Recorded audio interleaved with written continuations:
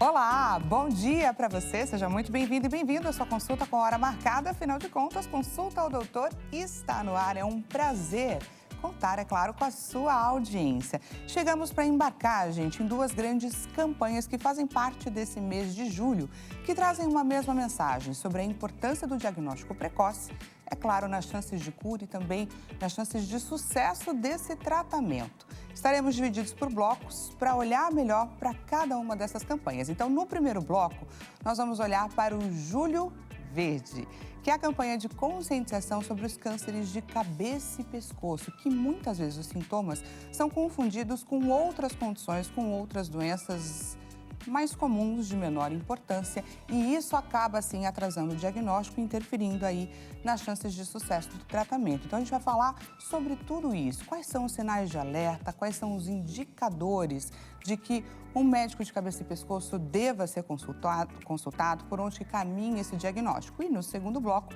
a gente vai falar, gente, sobre o Julho Amarelo, que é uma campanha de conscientização sobre o câncer ósseo, que é um câncer um pouco mais raro, mas que quando ele aparece, ele é mais prevalente nas nossas crianças e nos nossos adolescentes. E muitas vezes, aí qual que é a questão em torno do diagnóstico, né? De entender quais são os sintomas e sinais de alerta. Que as crianças caem, as crianças se machucam e muitas dores passam despercebidas. Então, o nosso bate-papo é de extrema importância. Lembrou de alguém a quem essa consulta é relevante? Encaminhe o nosso link, estamos em transmissão ao vivo, você consegue fazer isso ou através do nosso site ou através do nosso aplicativo, site hittv.com.br, aplicativo HitPlay. Te lembro, caso você ainda não tenha baixado, não perca a oportunidade de ter a HitTV na palma da sua mão para você assistir aos nossos conteúdos no seu tempo e também do seu jeito. E aí eu te lembro também que cada consulta que a gente marca aqui todos os dias é uma oportunidade que você tem para tirar as suas dúvidas. Portanto, não deixe para depois. Encaminhe a sua dúvida ou o seu relato, DDD 11 3226 1112. Muitas das perguntas que eu vou fazendo podem vir a te interessar, outras nem tanto. Portanto, se você queira saber sobre algum assunto específico, não perca então a oportunidade, encaminha para a gente. Combinado? Também peço que você participe das nossas enquetes. Quando a gente está aí divididos por temas, nós temos então uma enquete para o primeiro tema, para esse primeiro bloco, uma enquete para o segundo bloco. Portanto, o tempo fica um pouco mais reduzido, não perca a oportunidade de correr lá no nosso Instagram e participar. Qual que é o Instagram? @consulta ao Doutor HitTV. Diretor João Capellini, bom dia. Para você, coloca, por favor, a nossa primeira enquete na tela. Olha lá o que a gente quer saber. Na sua opinião, qual é a principal importância dessa campanha do Julho Verde? Incentivar o diagnóstico precoce, alertar sobre os sinais da doença ou estimular a prevenção e também os cuidados. Clica lá na alternativa que a gente vai debater também sobre essa questão, incentivar e estimular quem está aqui com a gente. E antes de mais nada, eu te lembro que hoje é terça-feira, é o dia que a gente deixa reservadinho na nossa agenda para aprender um pouco mais sobre os nossos direitos enquanto cidadãos, enquanto empresários, funcionários, colaboradores de uma empresa, enquanto esposa, esposo, enfim. É o dia que a gente recebe o Dr. Leonardo Girundi para aprender um pouco mais sobre os seus direitos. Agora, Seu Direito, com o advogado Leonardo Girundi.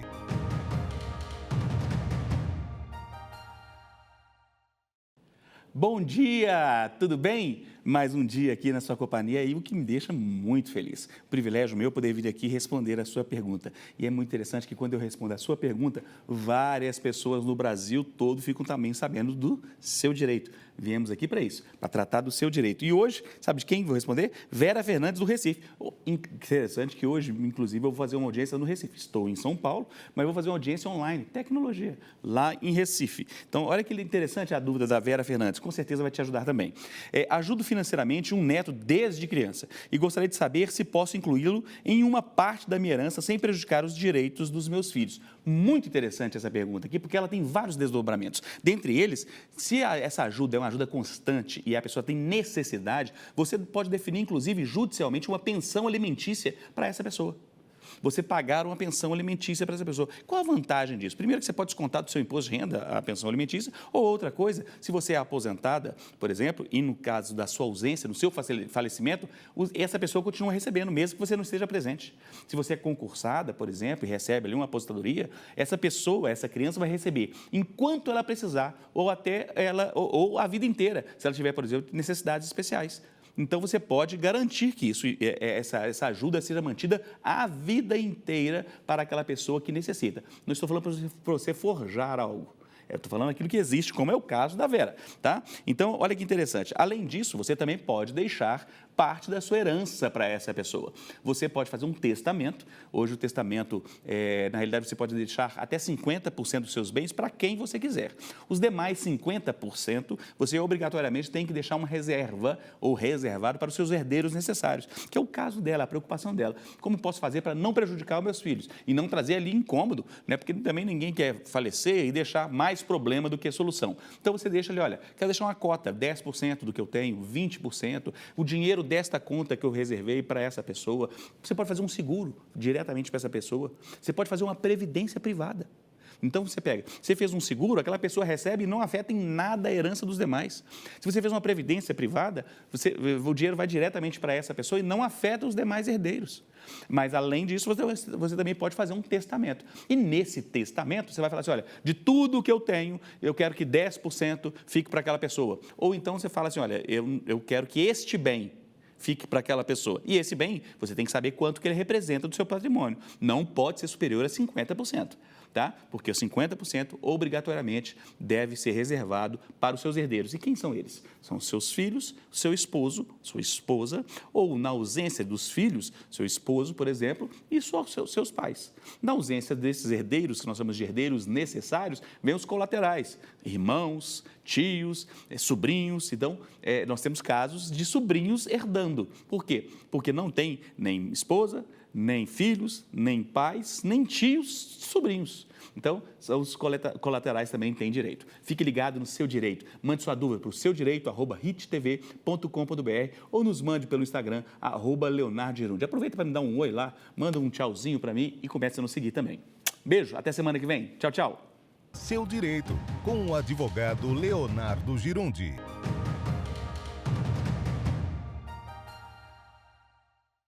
Sempre reforço aqui a importância desse quadro e quanto a gente aprende, é claro, com a situação, com o questionamento do outro. Por isso, eu te lembro, não perca a oportunidade de participar. Vamos falar agora sobre o Júlio Verde. Encaminha para a gente a sua dúvida ou o seu relato, DDD 11 3226 1112. Deixa eu te apresentar quem é o especialista que está aqui pronto para tirar as nossas dúvidas na tela. Apresento a vocês o Dr. Rolando Monteiro, médico cirurgião de cabeça e pescoço. Atua há 13 anos no diagnóstico e tratamento de doenças da tireoide, laringe e tumores da região. Destaca-se pelo atendimento humanizado, baseado em evidências e na comunicação clara com o paciente. Seu principal desafio é conscientizar a população sobre a importância do diagnóstico precoce. Doutor, seja muito bem-vindo à consulta, doutor. Dani, muito obrigado pelo convite. É um prazer estar aqui com vocês, poder participar do programa, esclarecer as dúvidas.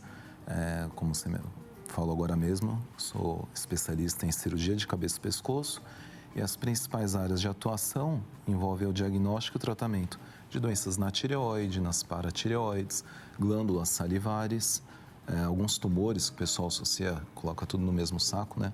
Coloca como tumores de garganta, que são os tumores de orofaringe, de boca, de laringe.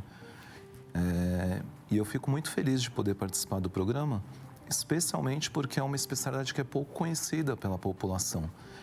E eu espero que ao longo dessa nossa conversa aqui eu consiga tirar dúvidas, consiga desmistificar alguns mitos e orientar os pacientes e explicar para eles o quanto é importante a prevenção e o diagnóstico precoce, como que isso pode mudar. E olha, gente, para a gente desvendar essa questão, inclusive que o doutor já nos chamou a atenção, que esse é um tipo de câncer ainda pouco conhecido. Mas ele é tido, doutor, como o terceiro mais comum. Explica melhor isso daí para a gente. Eu gostaria de entender também se ele, pode ser considerado em crescimento na população mais diagnosticado atualmente. Os tumores mais frequentes dentro da minha especialidade, são os tumores relacionados à tireoide. Tá. É muito frequente nódulos na tireoide, principalmente no público feminino, após os 40 anos, principalmente após a menopausa. Aumenta a prevalência dos nódulos na tireoide. Mas os pacientes não precisam ficar em pânico quando descobrem que tem um nódulo na tireoide, por vários motivos. Um dos motivos é que 95% desses nódulos são benignos e apenas 5% são câncer. E mesmo nos casos de câncer, diagnosticando precocemente, o prognóstico é muito bom. A cirurgia e os tratamentos normalmente conseguem controlar bem a doença. O diagnóstico dos cânceres de tireoide tem aumentado muito, principalmente porque as pessoas estão tendo mais acesso ao ultrassom. Tá, né? então Não, isso aí tem mais a ver com os exames. com o diagnóstico. Tá. Não necessariamente está aumentando a prevalência, mas está Perfeito. aumentando o diagnóstico. E por que ele é mais prevalente nas mulheres? Assim? O que pode vir a justificar? Tem uma questão hormonal aí? Com certeza. Está mais relacionado principalmente após a menopausa, a queda do estrogênio. A gente vê que depois começa a ocorrer uma queda de estrogênio, aumenta a prevalência de nódulos na tireoide.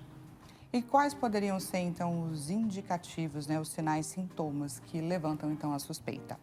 Nódulos muito pequenos normalmente são assintomáticos. Eles passam despercebidos, imagino. Passam desapercebidos. Na maioria das vezes, os pacientes chegam para a gente após um achado de exame. Vão fazer um ultrassom de rotina, o ginecologista solicita, o endócrino, e acaba descobrindo que tem um nódulo, mas são completamente assintomáticos. Mas tem alguns sintomas de alerta. Tem pacientes que às vezes notam um abaulamento aqui na região do pescoço, podem estar associados sintomas de rouquidão que não melhoram. Tá. Né? Então, nódulos endurecidos aqui também, fixos, chamam a atenção, mas na grande maioria das vezes eles são assintomáticos. Por isso que é tão importante, né, toda vez que a gente vai no médico, seja a especialidade que for, esses exames fazem parte do check-up anual, vamos dizer assim. E aí eu peço que você me conte que exames são esses, que são importantes para o diagnóstico. Agora, vou partir para uma questão mais abrangente da cirurgia de cabeça e pescoço, Tá. não envolvendo só os tumores de tireoide. O principal exame para identificar nódulo na tireoide é o ultrassom. Mas a gente tem outros tumores na cabeça e pescoço, que tem bastante relevância também, que são, como eu falei, os tumores de boca, de laringe, de orofaringe. Esses aí podem dar sintomas mais precoces, né? Tá. Como alteração da voz, nódulos no pescoço, em outras regiões do pescoço, né, que não desaparecem. Sintomas persistentes, feridas na boca que não desaparecem, que não melhoram. Então, esses são sintomas e sinais que o paciente tem que ficar alerta. Existe o grupo de risco para esses tumores, que são as pessoas que fumam, os tabagistas e os etilistas. E muito se fala sobre isso, né? Sobre essa questão de comportamento, né? Que muitas vezes a gente tem. E aí, por que ainda é tão difícil lutar contra esse costume, esse hábito, que se fala a cada dia o quão nocivo é? O hábito de fumar e o hábito de beber. Eu percebo que o tabagismo tem diminuído de uma forma geral na população. Mas é uma droga que socialmente ela é muito aceita. Então as pessoas têm maior dificuldade realmente de largar o tabagismo. Eu percebo que ainda mais do que o etilismo. O etilismo as pessoas ainda conseguem largar com uma facilidade maior. Mas eu acho que é questão de educação da população, informação, fazer esse trabalho realmente preventivo que funciona. A maioria dos pacientes que eu converso, que eu explico e que estão ali diante de uma situação mais preocupante, a maioria para de fumar. E esse é um câncer que tem crescido na população de orofaringe? O câncer de orofaringe tem aumentado por uma questão peculiar. Não é tão... Antes, a maior prevalência do câncer de orofaringe era pelo cigarro e pela bebida. Agora está surgindo já faz um tempo que foi identificado um outro fator de risco, que é a infecção por HPV, que é o mesmo vírus que pode causar o câncer no colo de útero. E é o mesmo vírus que também é prevenido com a vacina. Com a vacinação, isso é um ponto muito importante. É tão importante que o SUS, inclusive, liberou a vacinação, né? Eles liberam para crianças dos 9 aos 14 anos e na rede privada, adultos também podem se vacinar contra o HPV. E tem trabalhos que já mostram redução em 80% das infecções de orofaringe em pacientes vacinados. o que reduz drasticamente o risco de câncer. Então, para adultos, a vacina também tem a sua importância. Com certeza. Porque num passado não muito distante, se dizia que eram mais as crianças, os adolescentes, né, que deveriam fazer uso e etc. Mas para os adultos, então, também tem a sua importância. O ideal é sempre fazer a vacinação antes de iniciar a vida sexual. Mas na vida adulta também tem a sua vantagem. Porque às vezes a gente pode ter contato com algum vírus do HPV e não ser aqueles tipos mais agressivos que podem causar o câncer. E a vacina previne contra esses subtipos mais agressivos. Então, se a pessoa nunca teve contato com o P16, que é o mais comum, ou o P18, que são os tipos de vírus mais agressivos, ela vai estar se beneficiando com a vacina. Perfeito. Olha ali, gente, a gente falando sobre a importância da vacinação. Vou aproveitar para te receber aqui no nosso bate-papo, interagindo com a nossa audiência. Vamos ver quem participa agora na tela. Carlos Eduardo de Fortaleza, seja muito bem-vindo. Carlos, bom dia para você também. Perdi quase 8 quilos nos últimos meses sem fazer dieta. Também estou rouco e sinto um incômodo constante para engolir. Esses sintomas juntos aumentam a suspeita de câncer? E aí, doutor, o que a gente pode trazer de orientação para o Carlos? Na verdade, só essas duas informações não dá para a gente afirmar que ele está com câncer, né? Claro. Muito longe disso. A perda de peso podem ter várias causas e a rouquidão também. Então, precisa de uma avaliação mais individualizada. Inclusive, doença do refluxo, que é uma coisa que não é mais simples do que um câncer, pode causar rouquidão no paciente. E essa sensação também de incômodo, a falta de apetite, né? Tudo isso bem colocado, doutor. Com certeza. Então, precisa de uma avaliação mais individualizada. E qual médico que o Carlos pode ali bater na porta e pedir essa orientação, essa investigação? A primeira avaliação, né, de sintomas muito inespecíficos é melhor ele passar num clínico geral. Perfeito. E aí ele vai conseguir direcionar para qual especialidade está mais adequada àquela situação. Então, Carlos, já agenda a sua consulta no clínico geral para você conseguir descartar, né, e entender melhor o que os sintomas que você descreveu para a gente podem vir a significar. Muito obrigada pela sua participação. Doutor, você estava apontando agora para a gente um pouco sobre essa questão da rouquidão, sobre uma ferida na boca que não cicatriza. E são questões muito inespecíficas, né? Eu posso ter uma ferida na boca por diversas questões, posso estar com rouquidão porque estou sarando de um resfriado, de uma gripe. Qual é o tempo que pode levantar, de fato, esse alerta? Normalmente, pacientes com rouquidão há mais de 3 meses... 3 meses. Precisam ser investigados. E feridas na boca, indolores que não cicatrizam também, principalmente naqueles grupos de risco que a gente conversou. Paciente tabagista, etilista.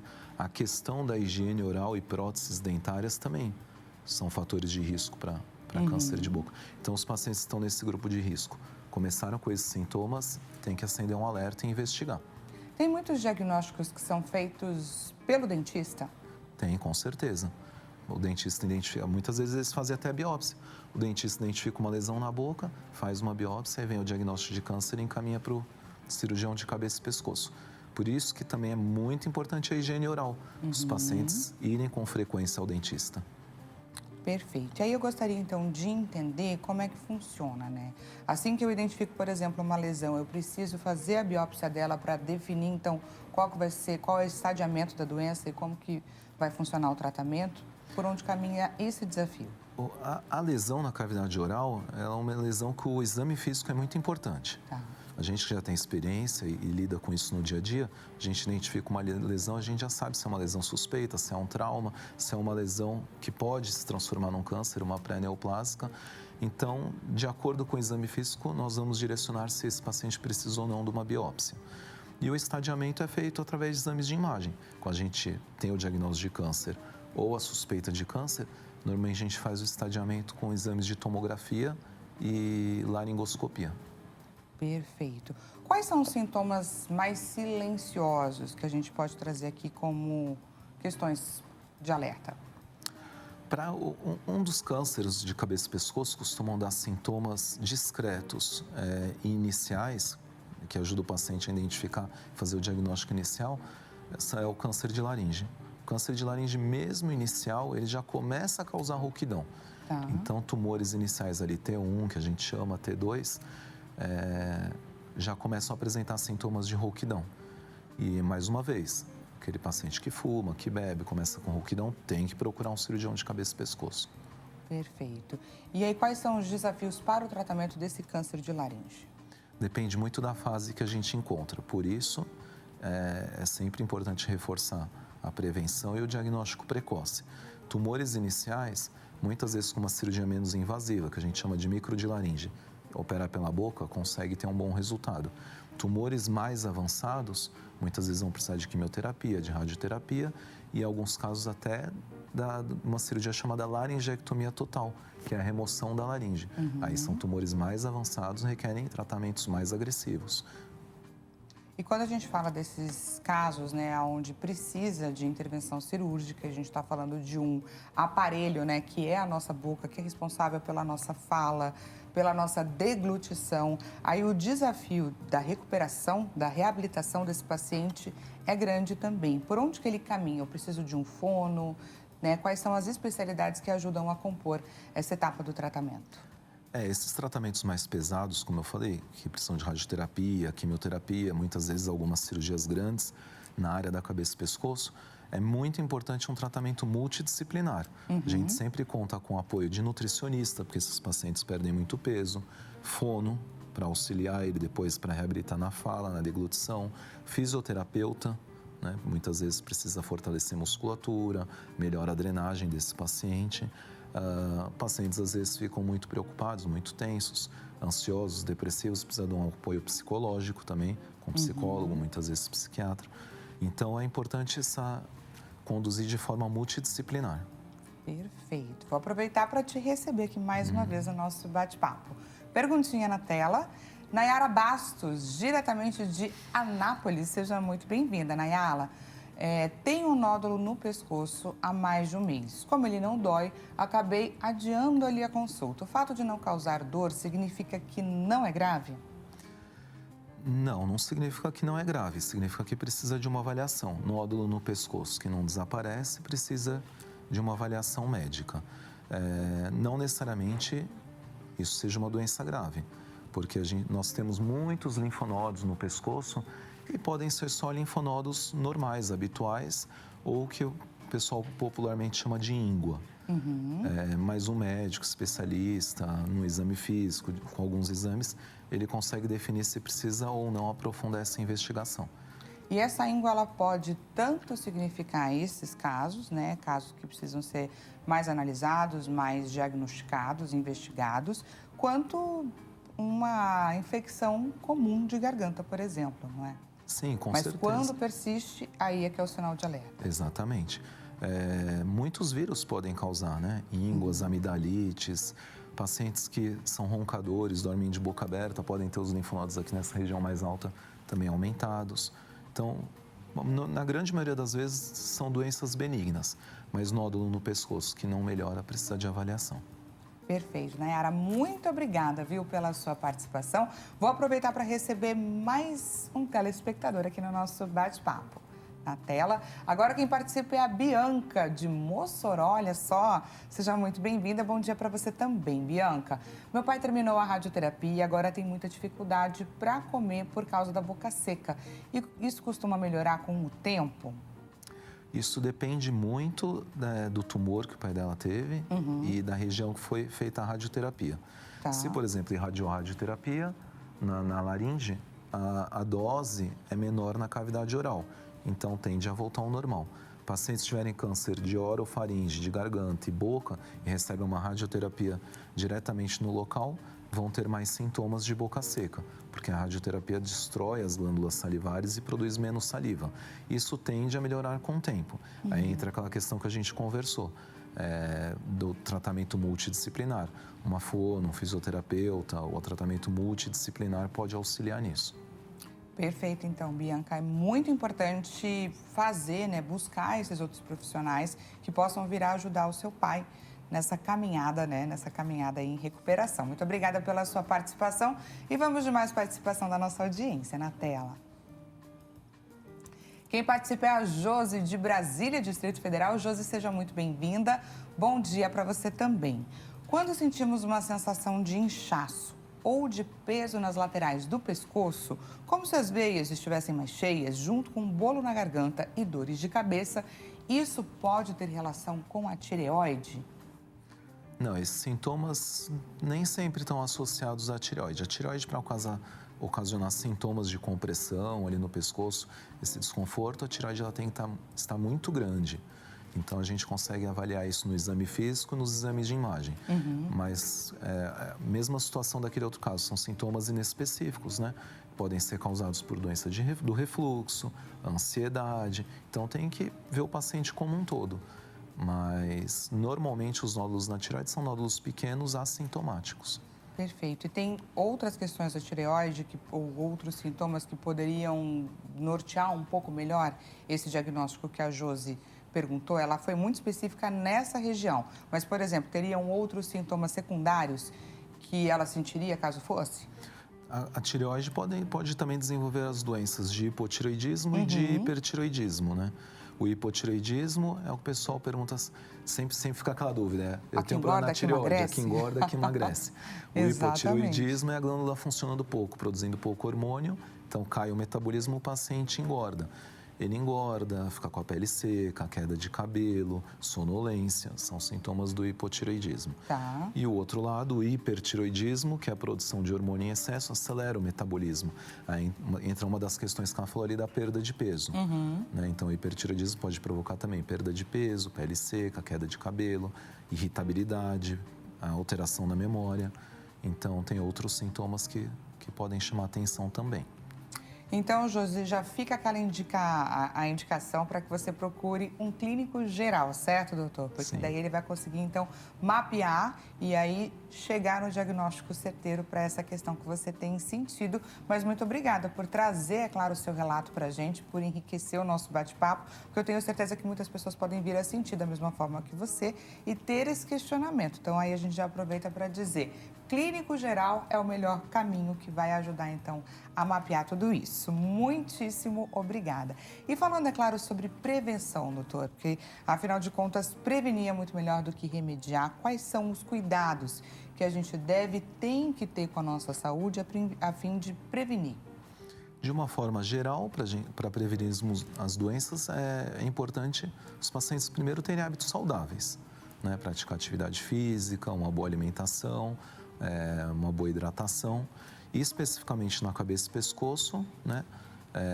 Não fumar, não beber, cuidados de higiene com a cavidade oral, ir com frequência ao dentista e especificamente para tumores de boca, orofaringe, garganta e laringe, a prevenção com a vacina do HPV e o uso de preservativo. São as principais formas de prevenção na cabeça e pescoço. Olha ali, gente, já anotando aqui as dicas de prevenção. E essas dicas, inclusive, são importantes e necessárias para toda e qualquer situação que pode vir a acometer a nossa saúde, né? É uma mudança de hábito de vida, uma mudança de estilo de vida que você vai estar ali, né, se prevenindo contra diversas outras questões e condições. Queria que você compartilhasse com a gente o quanto que a medicina tem evoluído ao longo desses anos para diagnóstico, para tratamento, que você tem acompanhado nessa sua caminhada. Uma coisa que melhorou muito na medicina é esse olhar para a prevenção, né? Tá. A gente começar a atuar na prevenção do paciente, não tratar a doença. Outra questão envolvendo tecnologia, os exames de imagem melhoraram muito. Então, a gente consegue fazer diagnósticos mais precoces. E a acessibilidade também. Não só melhoraram, como se tornaram mais acessíveis, vamos dizer assim? Com certeza, com certeza. Antigamente, o ultrassom tireoide não era feito com tanta frequência. É aquilo que a gente conversou no começo. Por isso, aumentou a prevalência aí no diagnóstico de nódulos de tireoide. E no tratamento, os tratamentos também melhoraram muito. Hoje em dia, na parte oncológica, existem muito mais opções de quimioterápicos. Existem hoje em dia as imunoterapias, né, que estão apresentando bons resultados. E os aparelhos de radioterapia também melhoraram muito. Então, isso aumentou a nossa possibilidade de cura, menos efeitos colaterais, menos sequelas. E olha ali, gente, muitas vezes é isso, né? Às vezes a gente passa por uma notícia, o número aumentou para tanto, né? X percentual de aumento, e a gente até se assusta. Quando, na verdade, muitas vezes, só conversando, é claro, com um profissional qualificado, que traz para a gente a informação em troca, pontuando que, na verdade, foram os números de diagnóstico que, de fato, aumentaram por conta do acesso da nossa população. Bate-papo mais do que necessário. Vamos juntos, então, conferir o resultado da nossa enquete. Resultado na tela. Então, a gente perguntou para você que nos assiste, para você que interage com a gente lá no nosso Instagram, qual a principal importância dessa campanha, Júlio Verde. Então, a alternativa mais votada, com 40%, incentivar, de fato, o diagnóstico precoce. 33% estimular a prevenção e os cuidados e 27% alertar sobre quais são os sinais da doença que podem ali nos colocar em alerta. Acho que o povo estava acompanhando aqui a nossa consulta, não é? Com certeza. Eles estão de acordo com o que a gente conversou aqui até agora, né? Com certeza, o diagnóstico precoce é muito importante, mas eu ainda considero a prevenção ainda mais importante do que o diagnóstico precoce. Foi o exemplo que eu dei. Por exemplo, a vacina de HPV reduz em 80% as infecções pelo vírus na orofaringe e isso provoca uma queda drástica nos cânceres de orofaringe. É muito melhor você prevenir o paciente não desenvolver o câncer do que ter o câncer mesmo precoce e precisar passar por um tratamento. É isso aí. Muito obrigada, doutora. Antes de encerrar aqui o nosso bate-papo, fiquei sabendo que chegou mais uma interação da nossa audiência, então eu vou trazer aqui essa participação para o nosso bate-papo. Felipe Souza, diretamente de Santos, seja muito bem-vindo. Bom dia para você também. Ouvimos muito falar sobre a telemedicina. Qual o papel dessa modalidade para a especialidade do doutor? E aí? Hoje em dia, a telemedicina está crescendo muito no país, né? E nós estamos falando de um país com grandes dimensões e que tem muitas vezes escassez de especialistas em algumas regiões. E a telemedicina é uma forma de conseguir democratizar o cuidado da saúde e levar o especialista para essas regiões. A gente consegue resolver muitas coisas pela telemedicina. A única coisa que a gente não tem na telemedicina é o exame físico, mas avaliar um ultrassom, um nódulo de tireoide, fazer um acompanhamento, exames laboratoriais, solicitar exames para que ele chegue já no especialista com aqueles exames já prontos. Então, é uma forma de democratizar. A gente tem que utilizar a tecnologia, hoje em dia, ao nosso favor. E você até comentou logo no início, né, do nosso bate-papo sobre a falta de informação das pessoas, da nossa sociedade, com relação aos cânceres de cabeça e pescoço, né? Então, já é também uma forma de oferecer acesso, né, para a população desse tipo de especialidade que eu imagino que também não tenhamos muitos, né, profissionais. Sem dúvida, por haver pouco conhecimento na especialidade de cabeça e pescoço, os pacientes normalmente quando recebem um diagnóstico, um nódulo no pescoço, um nódulo na tireoide, muitas vezes eles ficam apavorados, ansiosos e às vezes não conseguem um especialista daqui 2 meses, 3 meses, às vezes na cidade dele não tem, vai precisar viajar. Então a telemedicina pode ser um ponto de partida. Ele pode marcar, às vezes, até no mesmo dia, no dia seguinte, e já receber as informações, que aquilo talvez não seja algo tão grave, já saber qual o caminho seguir, quais são os próximos exames. Então, acho que auxilia muito. Muito bacana. Muito obrigada, Felipe, pela sua interação, pelo seu questionamento. Com certeza enriqueceu bastante aqui o nosso bate-papo. Obrigada de verdade. E olha só, gente, infelizmente acabou o nosso tempo para esse primeiro bate-papo. Muito obrigada, doutor, por esclarecer as nossas dúvidas, trazer aqui orientações também para os nossos telespectadores. Eu que agradeço, Dani. Foi uma satisfação poder compartilhar essas informações com vocês. Espero que nosso bate-papo ajude e incentive as pessoas a cuidarem mais da saúde, a chamar a atenção para esses sintomas e sinais precoces para o diagnóstico.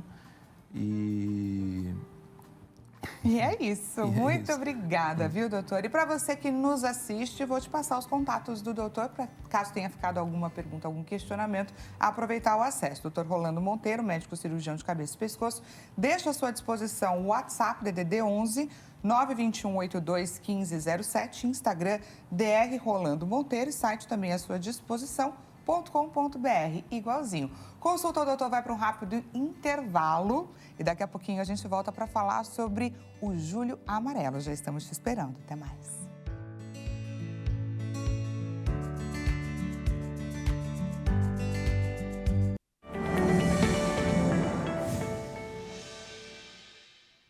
Agora sim, estamos de volta. Peço desculpa a vocês que estão aqui me assistindo. Tivemos um probleminha técnico, mas estamos de volta aqui com a nossa consulta com a hora marcada. Vou até fazer aqui essa introdução um pouco mais rápida para a gente aproveitar aqui o tempo da nossa consulta. Agora, no segundo bloco, então, vamos embarcar na campanha de conscientização sobre o câncer nos ossos, que é o Julho Amarelo.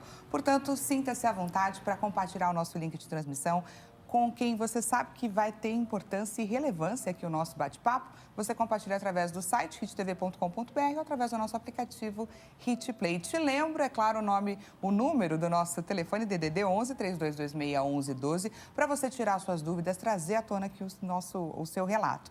E eu também peço que você interaja com a gente lá na nossa enquete. Temos ainda uma enquete no ar aguardando pela sua participação lá no @consultaodoutor.hittv. João Capellini, coloca, por favor, a enquete na tela. Por ser, então, um câncer raro, que é considerado câncer nos ossos, o que pode fazer aqui mais diferença para essa campanha de conscientização? Ampliar, então, a conscientização da nossa população, facilitar o diagnóstico precoce ou informar sobre os sintomas iniciais? Para o nosso bate-papo, vou te apresentar aqui quem está com a gente, nosso especialista, Dr. Marcelo de Toledo Petrilli. Ele é médico ortopedista especialista em cirurgia de joelho e ortopedia oncológica. Ele atua na área há 29 anos, é especialista em cirurgia de joelho e ortopedia oncológica, escolheu a medicina por influência da família, especialmente do pai, que é oncologista pediátrico e um dos fundadores do GRAAC. Seu principal desafio é oferecer o melhor tratamento, priorizando a busca por conhecimento, a fim de garantir qualidade de vida para os pacientes. Doutor Marcelo, seja muito bem-vindo à Consulta Doutor. Muito obrigado pelo convite, é um prazer estar aqui e falar desse assunto que eu julgo que é um assunto importante, ainda mais dentro desse mês de conscientização, dessa campanha amarela aí. O que é, doutor, o câncer ósseo, né? De que forma que eles podem ser divididos? Só para a gente conseguir entender, porque ele é tido como um câncer raro, mas ele tem ali uma parcela da população que é acometida por ele, principalmente quando a gente fala dos nossos jovens. Acho que a gente tem que entender que o osso, ele não é só uma estrutura que sustenta o esqueleto, que protege, ele é um órgão, né? Tá. A gente tem dentro do osso, é produzido o nosso sangue, por exemplo. Então, a gente tem na medula óssea produzidas as células sanguíneas. Então, a gente tem 3 tipos de câncer que podem acometer o osso. O primeiro são os cânceres, o câncer do próprio osso, que a gente chama de primário, que nasce no osso. O segundo são os cânceres que têm origem na medula óssea. Então, a gente tem mieloma, linfoma, leucemia, que são doenças hematológicas que podem ter início no osso. Tá. E o terceiro são as doenças metastáticas. A gente tem câncer de outros órgãos que vêm parar no osso. Então, a metástase, ela pode parar em qualquer órgão. Com maior frequência, ela vai parar no pulmão, em segundo lugar, no fígado, e o terceiro lugar, mais frequente, é o osso. Então, a gente costuma, infelizmente, ter disseminação, uma evolução do câncer, ele indo parar nos ossos também. E aí, a gente tem câncer no osso, por ser um filhote de um outro tumor, um câncer de mama, um câncer de próstata, que vai parar no osso e acomete o osso e dá origem a um outro câncer, mas que tem as mesmas células do câncer original, só que está morando e crescendo ali no osso. Entendi. Falando sobre os primários, são esses, então, que mais acometem as nossas crianças? Isso. Então, se a gente dividir por faixa etária, a gente tem indivíduos, quando eles são adultos, a gente tem, a maior frequência são as metástases.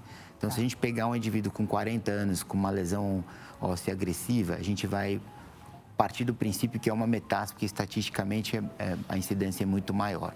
Quando a gente pega a população infantil e adolescente, aí a gente começa a ter uma relevância grande nos tumores primários. Tá?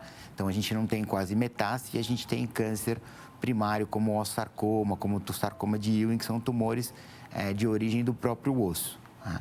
Então, na população infantil é onde a gente tem os tumores primários com uma maior relevância. Tá? E quando a gente fala sobre as causas, existem causas específicas? Então, não existe. É diferente, por exemplo, que a gente estava falando agora sobre o câncer de cabeça e pescoço. Na criança, não tem esse fator predisponente. Tá? Então, não tem... A gente tem que fazer o diagnóstico precoce, mas a gente tem dificuldade de fazer a prevenção porque a gente não consegue identificar fatores que desencadeiam o câncer ósseo na criança.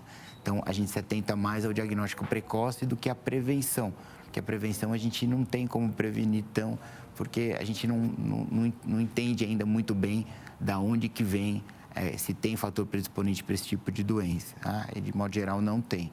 Então, a prevenção é mais importante do que, nesse caso, o diagnóstico precoce é mais importante que a prevenção. E para a gente chegar nesse diagnóstico precoce, quais são os sintomas, os sinais de alerta mais importantes? Então, quando a gente fala na população infantil, que tem o tumor primário, é difícil também, porque isso confunde, às vezes, inicialmente, com os sintomas frequentes. Então, o principal sintoma de alerta é a dor. Tá? Só que criança, a gente sabe que tem muita dor. Criança, principalmente criança ativa, que corre, pula, brinca, ela tem dor porque ela fez muito esforço, ela tem dor porque ela bateu a perninha. A gente tem que se atentar para aquela dor persistente. Então, a criança correu, pulou, brincou, chegou em casa, chorou, reclamou para a mãe, mas no outro dia está pulando e brincando e esqueceu da dor. Essa dor não é uma dor relevante. Agora, a criança que tem dor por dias consecutivos, 3, 4 dias, que está aumentando de intensidade, que está começando a deixar de brincar, porque está com dor, essa dor ela tem que ser investigada e essa dor, eventualmente, pode ser um indício de uma neoplasia, alguma coisa assim, que não é, com certeza, em ordem de grandeza, uma dos problemas mais frequentes, mas que tem que ser sempre lembrado. E por onde caminha o tratamento? E aí eu também estendo para as chances de sucesso dele. Isso. Então, quando a gente fala de sarcoma de Ewing e osteosarcoma, que são os tumores primários mais comuns na infância, tem que se fazer o diagnóstico. O diagnóstico passa pela biópsia e passa pelo estadiamento para a gente ver a extensão da doença. Se a doença ela é só local ou se ela já tem, por exemplo, uma metástase que agrava o quadro. Feito o estadiamento, a gente tem a dimensão da doença, aí vai fazer o tratamento. Tá?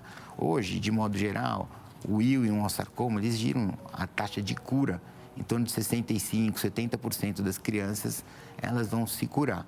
E a gente sabe que tem alguns fatores prognósticos. A criança que não tem metástase ao diagnóstico, ela tem uma chance de cura maior do que a que já tem. Né? Então, depende da extensão da doença, de várias variáveis, a taxa de cura. E hoje o tratamento normalmente é um tratamento extenso, que passa pela quimioterapia, passa por uma cirurgia que tem que tirar o tumor todo com margem.